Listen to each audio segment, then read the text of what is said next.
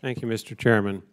NASA's first Commercial Resupply Services Contract, or CRS-1, awarded International Space Station cargo resupply contracts to SpaceX and Orbital Sciences, now Orbital ATK. At the time of the award, both were using expendable or one-time use launch vehicles. Commercial Resupply Services Contract number 2 awards were announced in 2016, with Orbital ATK, SpaceX, and Sierra Nevada receiving contracts.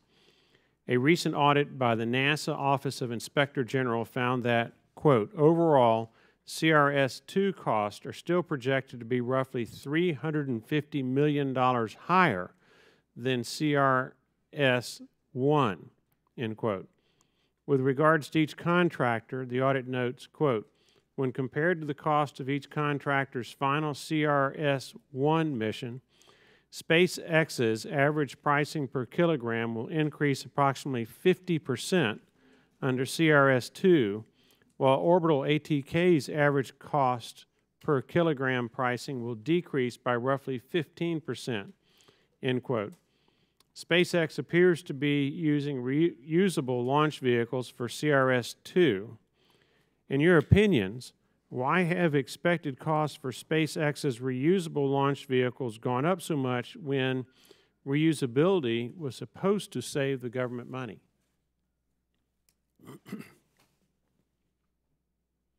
Again, I think what you're seeing here is kind of market forces at work.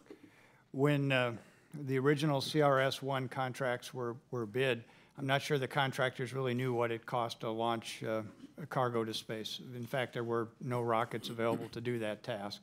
So they gave us a proposal, we accepted that proposal, and they delivered on that proposal. Then in the second round, they have a better understanding of what those costs are, and we see some of those costs coming back. From a government standpoint, we look at that, we look at price reasonableness.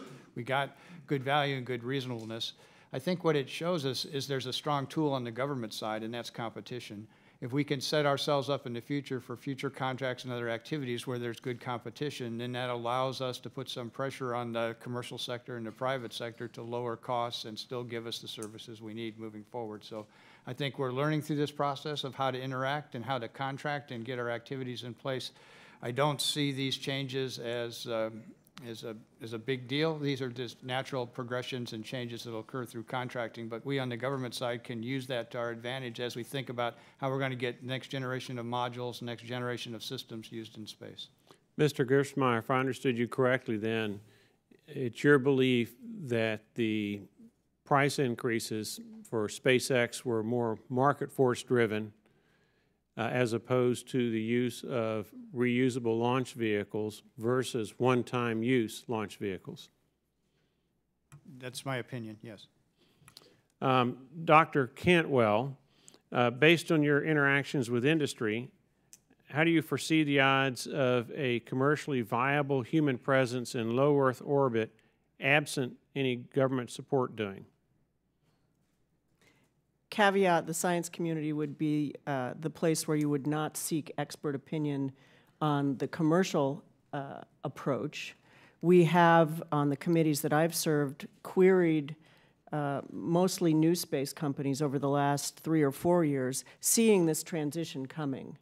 And what we find, I will just say that what we find is a unique willingness to work with the science community to find ways as we progress and innovate these new business models to accommodate science.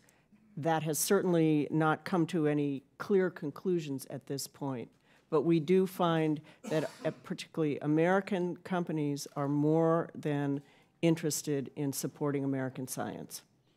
Mr. Gerstenmaier, as I understand it, the inclination of the International Space Station limits its use for staging, assembly, or logistics for further human deep space exploration. Would a future human presence in low Earth orbit in a different orbit create new useful options for an American human presence in low Earth orbit, or is there no relationship regardless of the inclination? The inclination directly affects the amount of mass you can take to orbit. But once you overcome that, the ability to go from a 51.6 degree inclination to the moon and other activities, or 28.5, is not that radically different going from those orbits outward. But there is a small impact of the launch mass impact going to the higher inclination orbit. So I don't see inclination as a big driver. It takes away some of your performance for the initial launch, but in the big scheme of things, either inclination can be workable. We've been able to work very well in the 51.6 degree inclination. Thank you, Mr. Gerstenmaier and Dr. Cantwell. Mr. Chairman, I yield back.